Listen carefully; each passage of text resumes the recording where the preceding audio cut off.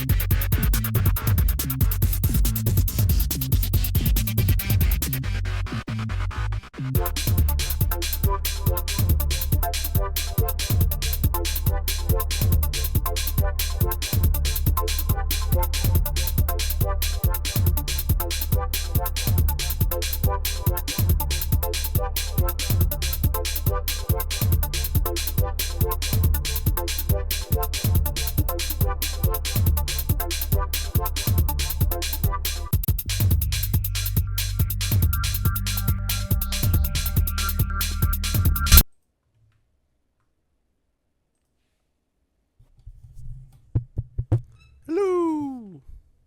I don't know why I did that. Welcome to Beans and Greens.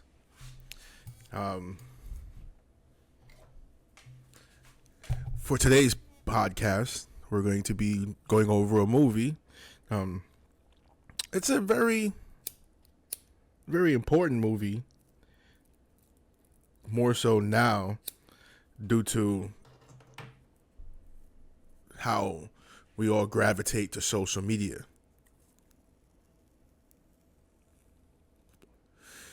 And I ain't talking about that movie about Mark Zuckerberg or nothing like that. So, I say within the past couple of days, I've uploaded some shorts for the Patreon portion of this the podcast, and I've been getting a lot of I began some views on just the shorts, never the long forms for some reason, but that was primarily from the Patreon portion of the podcast. So this podcast is going to be in regards to the movie Network. And now, before I get started on my spiel, anybody watching this, it'd be nice if you go ahead and maybe subscribe down below. I mean, I'm trying to get to like 1,000 subscribers, so it would definitely help. As like one of my shorts is like up to like close to 3,000 views, which is again the second time one of my shorts has gotten that much. Just maybe 0.5 of those people, if that's even a metric, would subscribe. I would be at my goal. So.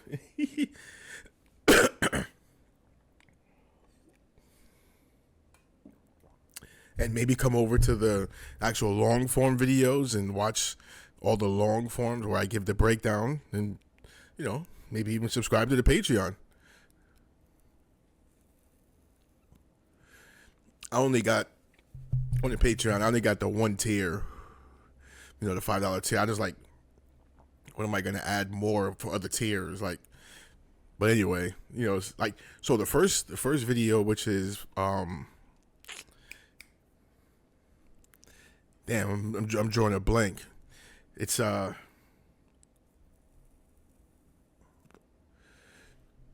might cut this out, but it's what's the first video?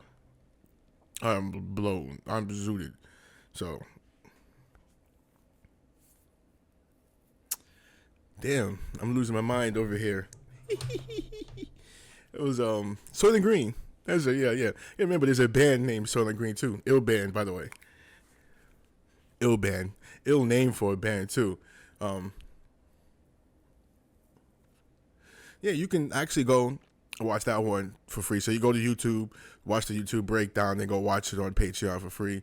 But everything else is part of the tier, which is like $5. So I don't know. You could actually go watch the movie. So you're gonna pay $5 per movie or you can just subscribe to the Patreon and watch every movie.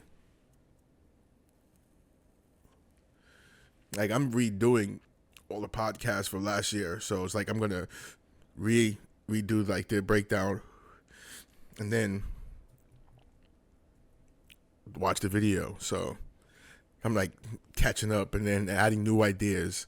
But anyway, back to the network. Now see, with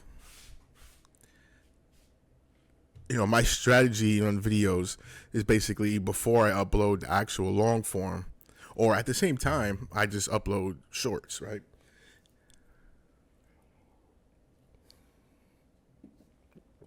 Uber cottonmouth.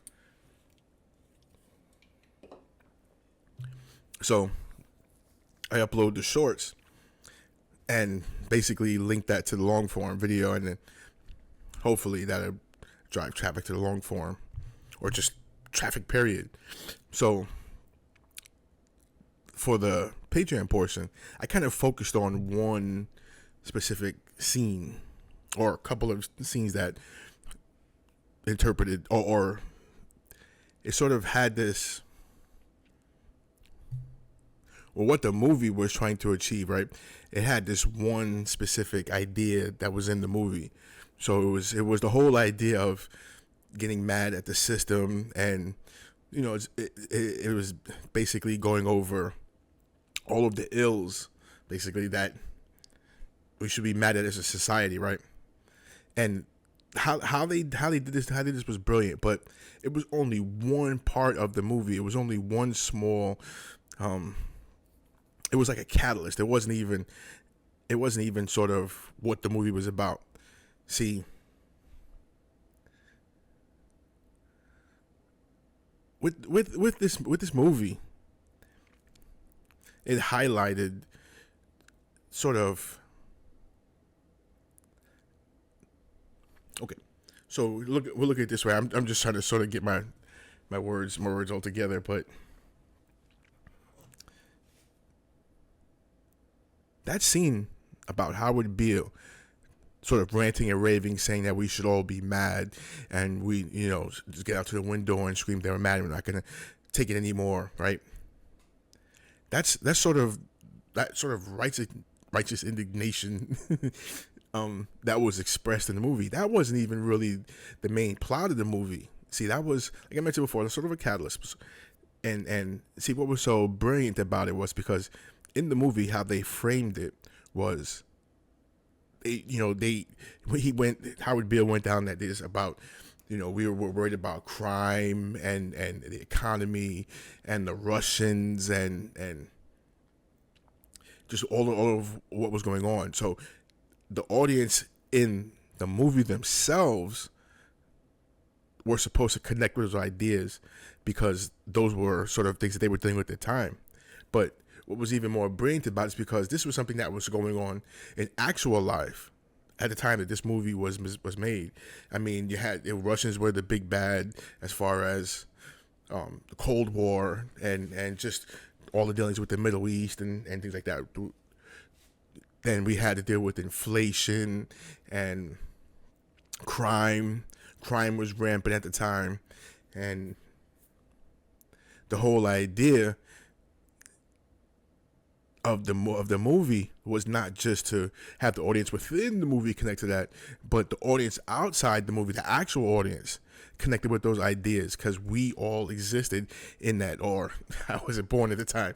So everybody, even outside that movie, could connect with that one point. But that was not the point of the movie. Okay, so if you look at what the point of the movie is, or what was happening in the movie,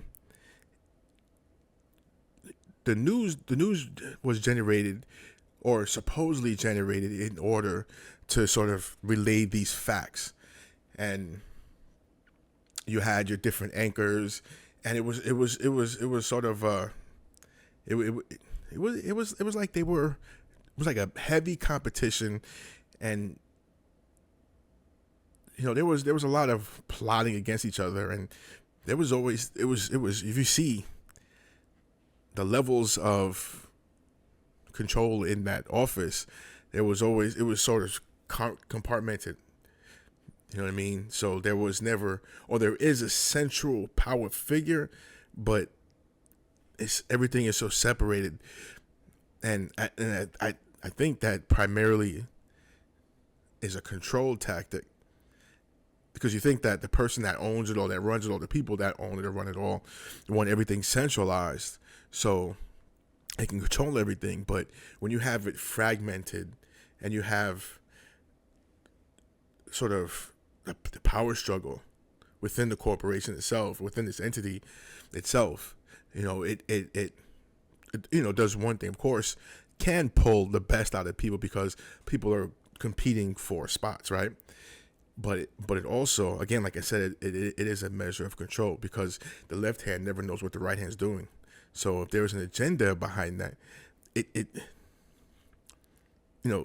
they never really know what's going on with this agenda. But I do have some notes that I took, but I want to emphasize the fact that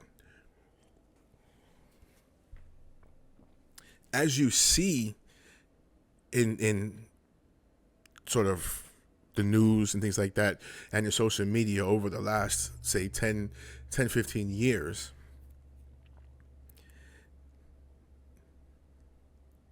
when you see what happens, there's always an event, and the news is always there to frame that event, right? But in to what end is it framed? You know what I mean? So in the sense that let's think of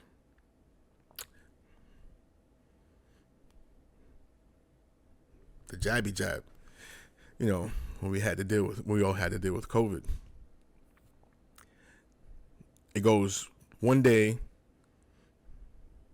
There's an announcement there might be this terrible virus. And just like that, every news channel had a story. And they were framing that story into whatever end that they wanted to. So, like in other words, they would say, the stuff is in the air, so we must wear masks. We must 6 feet, stay 6 feet apart. You see what I'm saying? So now all the news channels are running this story. So now, and this is something I sort of mentioned watching during the reviewing of the movie. It's sort of like the media itself is sort of like the collective brain of everybody. And see, that's the point. Now, one of the comments I noticed with one of those videos, they were sort of indicating that, yeah, we know all these things, but what are we going to do about it? But see, that's the point. It's not about doing about it. It's about experiencing that, and then the news taking that and then turning it around, now exploiting it. And not only just exploiting, especially the individual movements. So it's not only just a matter of exploiting of it, but then using the fact that is basically the centralized brain of society and societal norms. It basically, the news then at that point, or the media at that point, is a way of enforcing these ideas, and not only enforcing, just sort of normalizing them. You know what I mean? So same thing with, like I mentioned with the jab. At some point, we went from just existing. Next thing you know, this was it. Everything was everything. Just everything. All of the institutions had switched over. There was masks all of a sudden available. All of the stores had the things where they could put it up, the little plastic, and so it went from just existing to just right on a drop of a dime. We're in COVID mode, and that was reinforced by media. And see, it's the play on those ideas within which each sections of the community.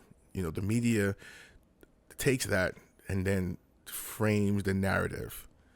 That's sort of what I'm saying. They frame the narrative, which we all then exist by. So another one that we see in the last few years, we had three big movements. We had feminism, LGBT, and Black Lives.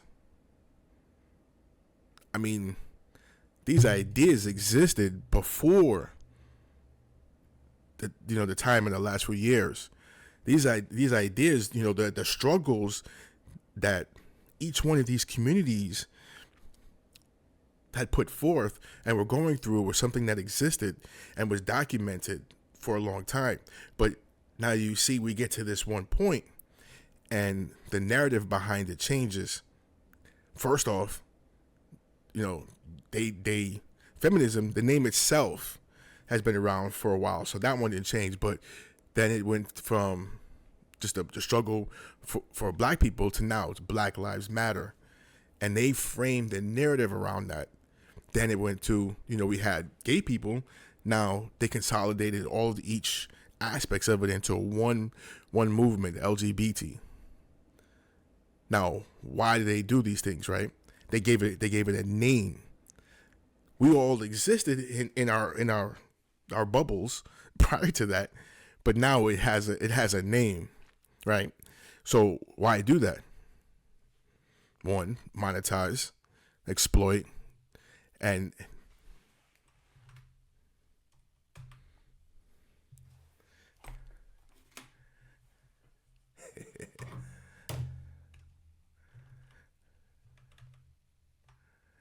back to my technical difficulties. So yeah, so it's monetize, exploit, and then again control the narrative behind that. Because now, if you look at it in the news, right?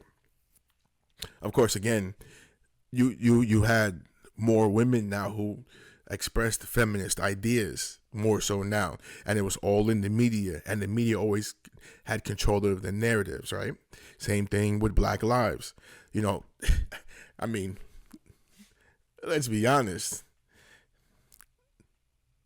Prior to that time frame of the Black Lives Matter movement, they didn't really give a fuck. I mean, and now all of a sudden you have all these politicians who just on the surface you could tell they have no reason to give two shits about Black lives, but now all of a sudden they're you know holding hands in solidarity with black politicians and wearing fucking dashikis, and I think it was a Nancy Pelosi in the fucking dashiki, like. But that narrative was spread through the media. So then the same thing with LGBT. They didn't give a fuck about gay people prior to that. And we're talking about politicians who were gay themselves.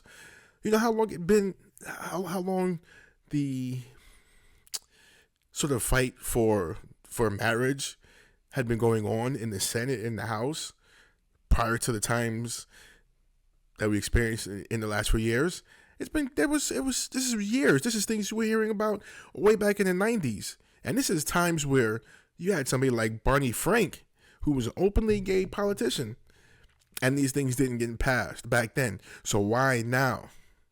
And how was it able to be something now that was more acceptable? Because media frame the narrative in order to push forward that social change, right? But again, like I said, all of us have been fighting in our circles for all these years prior to that.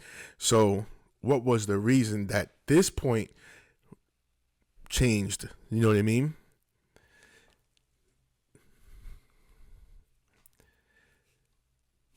As you see now, which goes back to something else that's happening in the media. We went through the social change, right? So now we have to sort of go through an economic and sort of physical change. And when I say physical, a change of, I don't want to say topography, but a change of who actually exists and how they exist. So you have the Democrats that were for social change, right? And we're now in that. So now we have the Republicans, right? And we see with this war, the few things are going on. One, certain people are being sort of taken off the board as far as being as existing in this world, right? Because the powers that be deem it necessary for those of us that don't fit the world view. It's time for us to sort of exit the world. How we do it, how it happens, it varies from country to country.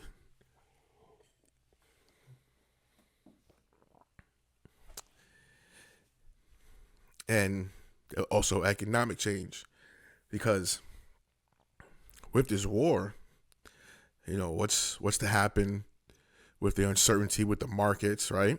Which affects, even though we're not, we don't actually directly have anything to do with the market, it definitely affects us. So we have to think about that. Then we also think about inflation and what happens after this war, and then how we're actually able here to get to this point. again goes back to the network, because what's been happening for the past 2-3 years is the media has framed the narrative of all these different aspects of the war, and basically what the Republicans are now, what their job is as far as changing society. When it was the Democrats, the network had that, like I said, had that narrative, had the BLM, LGBT, feminist narrative. They ran that.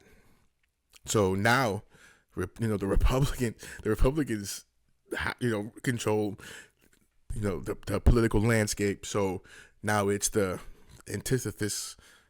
I know I can say, I can, outside of speaking on this fucking mic, I can say words. There's the antithesis to that, or well, no, because what it would be the opposite, and in a sense that is the case, because a lot of those social ideas from the previous administration are sort of being fought against. And see, that's the thing. Again, going back to the narratives, right? Because now, back when Biden, the Democratic administration was in, the whole idea of woke was framed as a positive for one certain type of people. But now that whole thing has been flipped through, again, narratives that we see in media, that during the Republican reign, it's a negative, but it's only attributed to one type of people. And those type of people have to be reined in.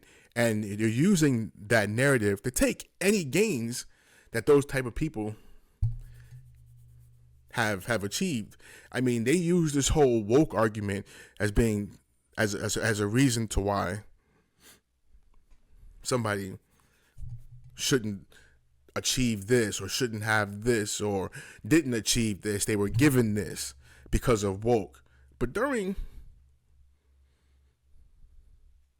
the Democrats, only a certain people were actually being,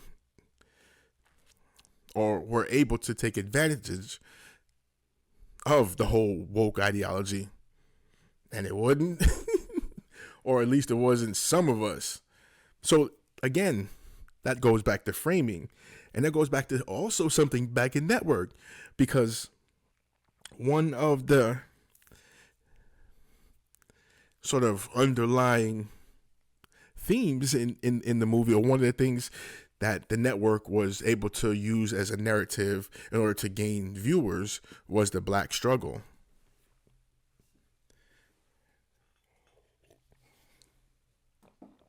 And what you see with that is, not only was it something that they were able to exploit, and how they do that, one, they gave it a name. Number one, again, like I said before, you give it a name. At that point, it becomes more than just a struggle. Now it has an actual name, and it has a leader, a figure. A woman was in this case was the figure, just as with BLM, right?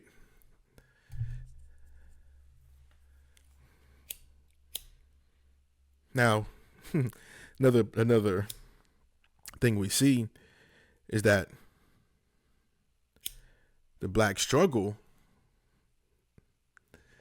in this instance was something that was scripted in boardrooms and back rooms, and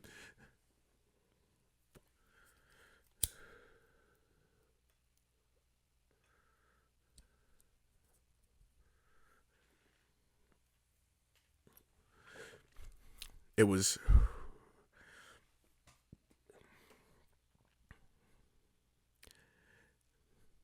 using the struggle and pain of a people to frame that narrative in order to gain viewers. Now, like I mentioned in the beginning, that one of sort of the insidious things about how the corporate level is sort of compartmentalized, right?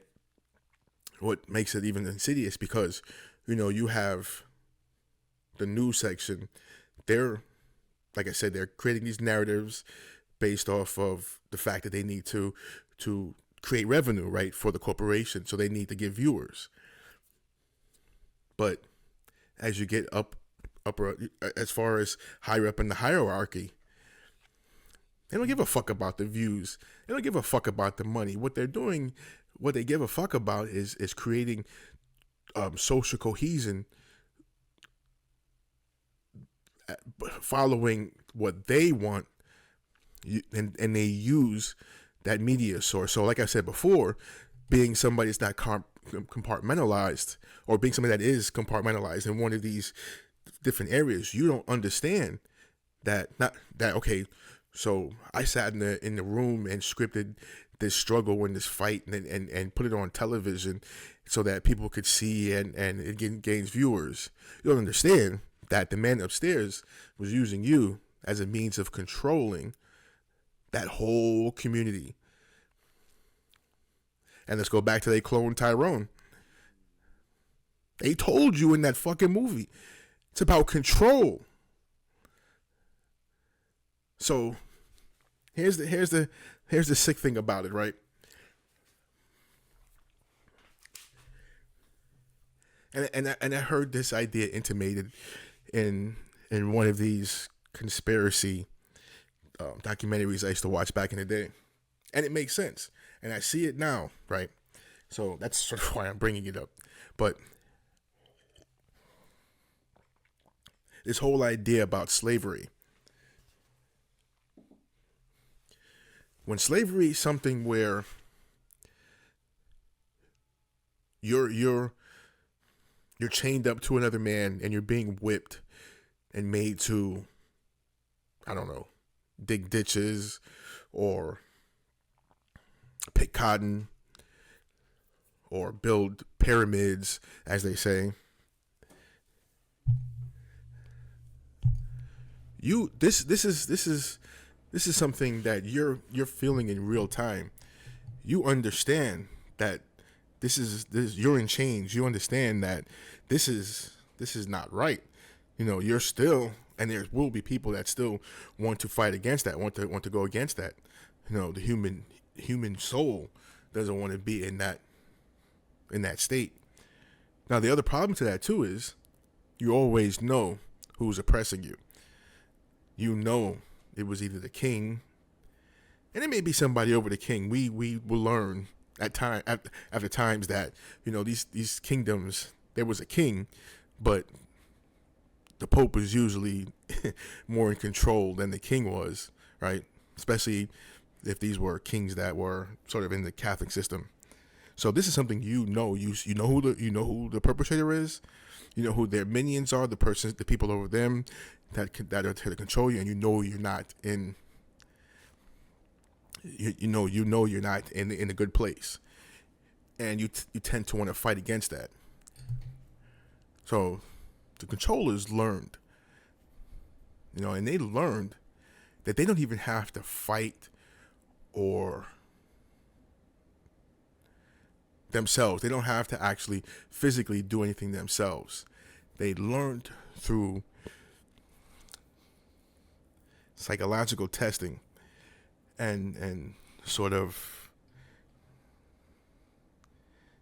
I don't know if it's just beyond testing, but they figured out if you control this, you don't need to necessarily put them in chains. They'll do it themselves. And they'll do it to such a way that they don't know they're being enslaved. And they will become so to the point where they will, when you tell them, hey, something's wrong here, they'll fight you for it. Especially because people have a tendency to become part or gravitate towards groupthink, the hive mind. Good song, by the way, Knocked Loose. Check it out. Ill fucking song. ill song. Anyway, that's that whole hive mind mentality, all working towards a singular purpose for the queen. And in a bee colony, it's the queen, right? It's like, and you have your drones, which are the ones they send out and do all the dirty work. And every time this happens, I lose my fucking train of thought.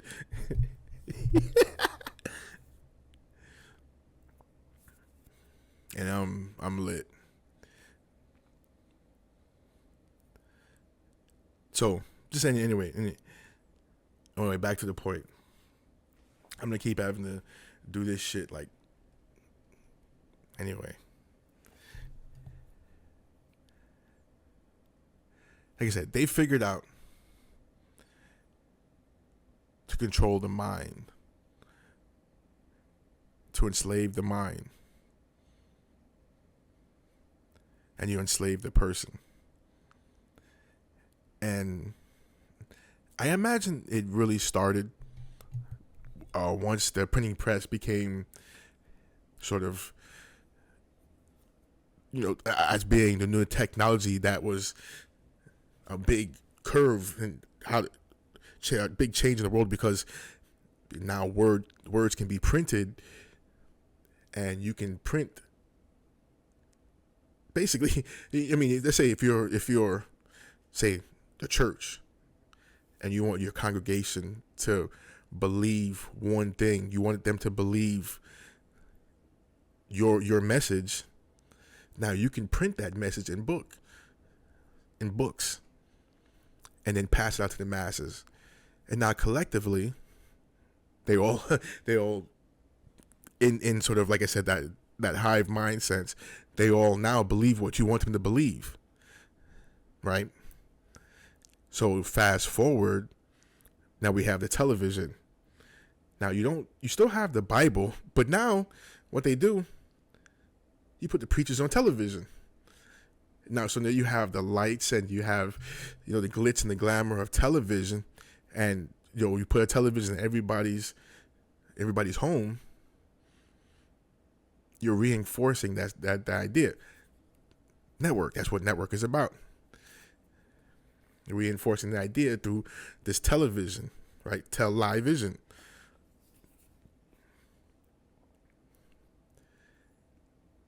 Now, fast forward it to now. Now we have something that I think is even more insidious than actual television network, because when you have like checks and balances, when you're checks and balances, when you're dealing with a network, you have rules to deal with, and you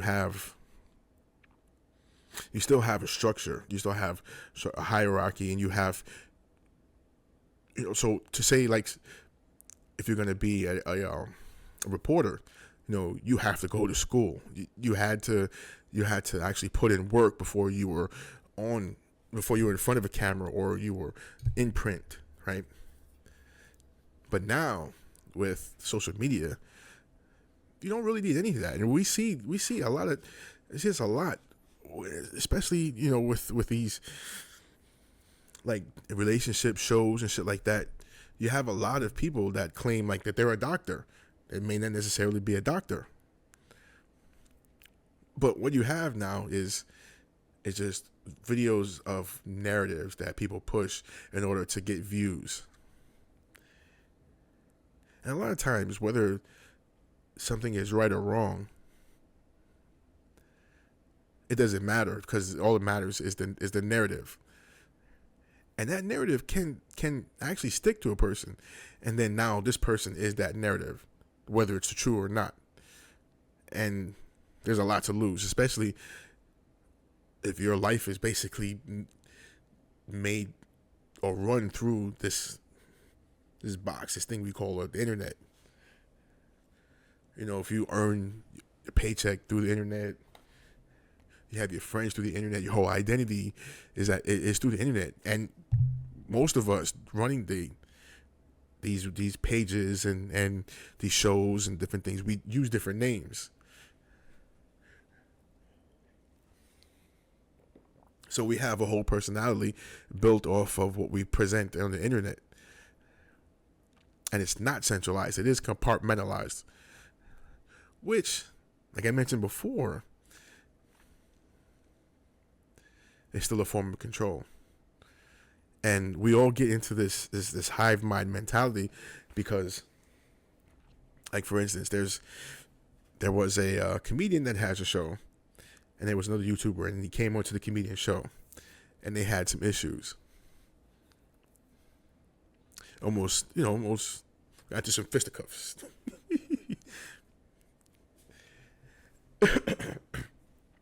Now I'm not going to say names because I'm not trying to be part of that narrative and be in it, but it just to support my theory behind this.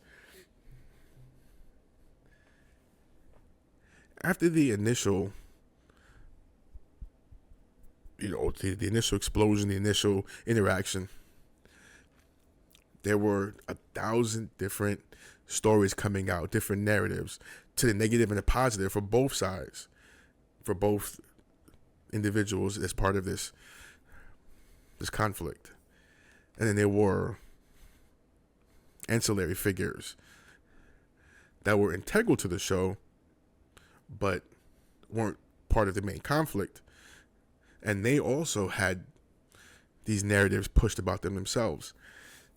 And it was all these other different shows. And I'm not saying whether it's right or wrong. It's just a matter of my observation. They all created this narrative. And you know what? Hold on. I should have been did this. It was Network. It was the movie I'm talking about anyway. Right or wrong, people were able to create these narratives and then create these videos based off of the narratives. And then, so now this is for those of us who aren't part of this, whatever was in that narrative, whatever side you took, this is how you view those individuals as part of this conflict.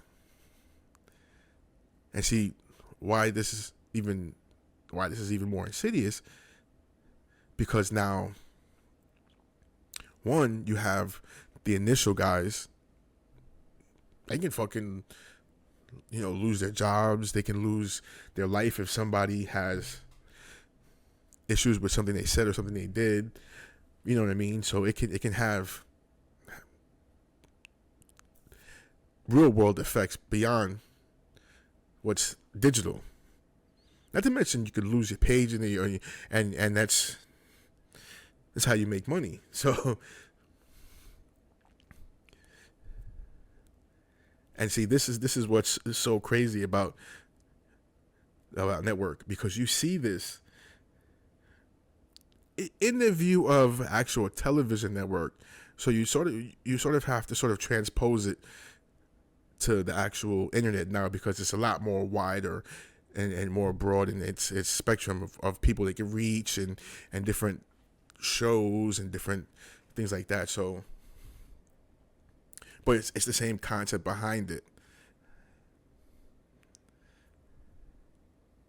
That it's just so wild, because when this movie was created, right, all of the things that were talked about in that, and I'm talking about, like I said, the different issues, like with Howard Beale talking about the Russians and crime and the economy, and then you had the struggle channel with the struggle with the black community in this movie.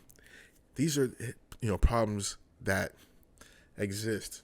60s, 70s, 80s, 90s. We all had these same. This was sort of like the hamster wheel, because we're all trudging along.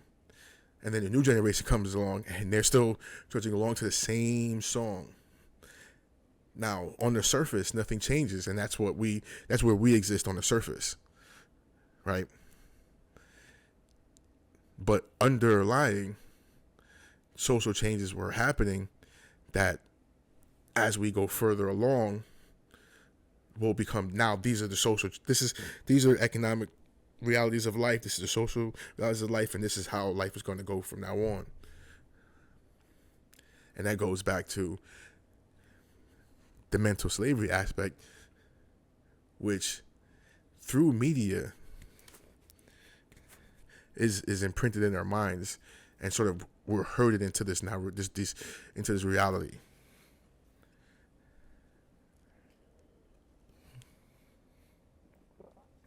It's wild how something so I mean, you don't really understand the importance of a news show. Again, thinking surface level. But when you go under the surface, obviously where you're gonna go. when you go under the surface, then you understand that these things are put there in front of you in order to control your mind and put you sort of in this mental slavery.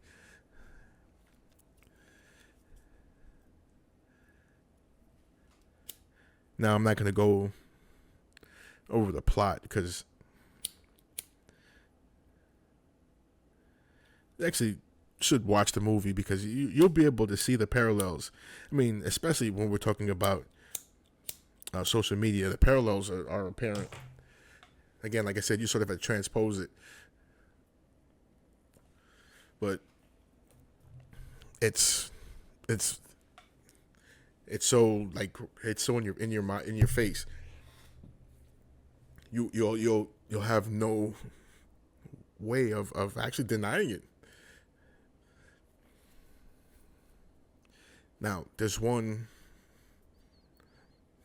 last aspect of the movie that's super, super important. Even more so than just the whole idea that we're being controlled through network and being mentally enslaved, which then it turns into physical slavery.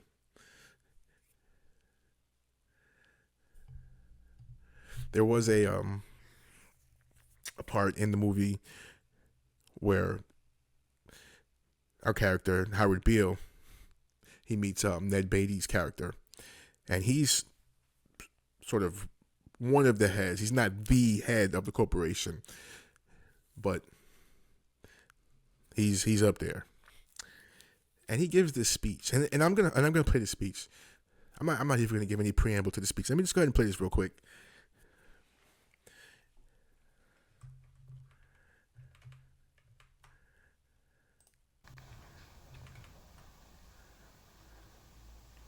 You have meddled with the primal forces of nature, Mr. Beale, and I won't have it. Is that clear? You think you merely stopped a business deal? That is not the case. The Arabs have taken billions of dollars out of this country, and now they must put it back. It is ebb and flow, tidal gravity. It is ecological balance. You are an old man who thinks in terms of nations and peoples. There are no nations. There are no peoples. There are no Russians. There are no Arabs. There are no third worlds. There is no West. There is only one holistic system of systems. One vast and immane, interwoven, interacting, multivariate, multinational dominion of dollars. Petrodollars, electrodollars, multi-dollars, Reichmarks, rins, rubles, pounds, and shekels. It is the international system of currency which determines the totality of life on this planet.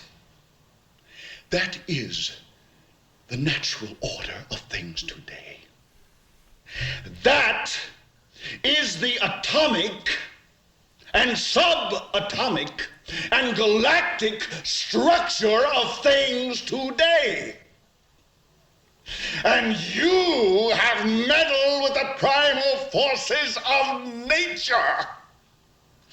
And you will atone.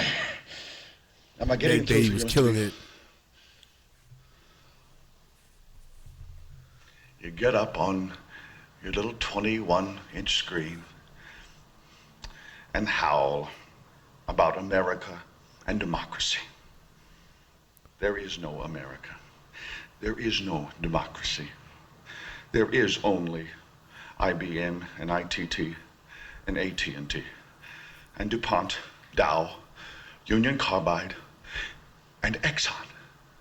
Those are the nations of the world today. What do you think the Russians talk about in their councils of state? Karl Marx? They get out their linear programming charts, statistical decision theories, Minimax solutions, and compute the price-cost probabilities of their transactions and investments, just like we do. We no longer live in a world of nations and ideologies, Mr. Beale.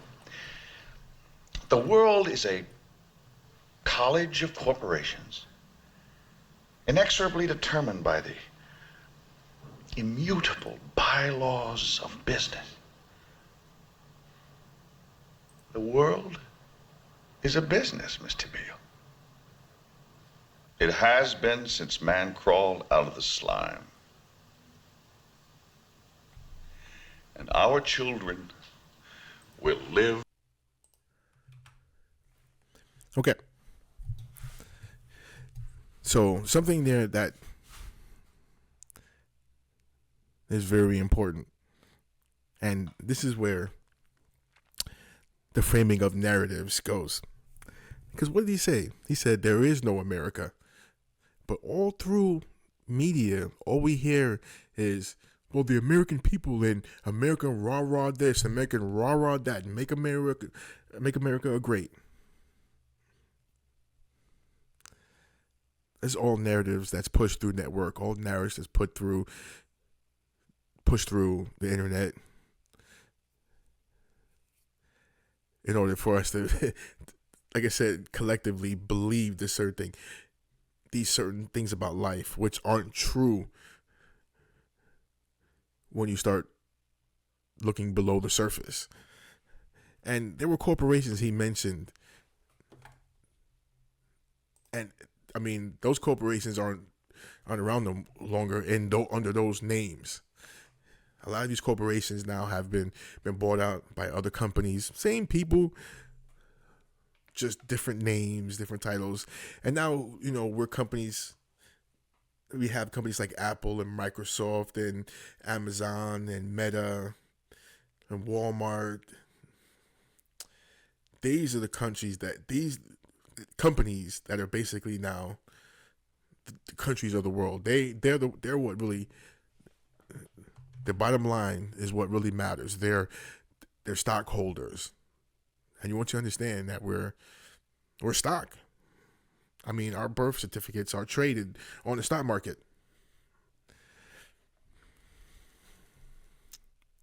Yeah. It's like every time I do this shit, it's like you get a little more depressed, right? Because it's like, come on, man. And then people are going to get out their feelings and shit. It's just, when you see the fucking patterns, you start saying, why are people falling for this shit? Why is it so easy for me to say, hey, but people just sort of like want to be part of the matrix and don't want to come out of it. They don't want to have that shit pulled out their neck and have to eat goop.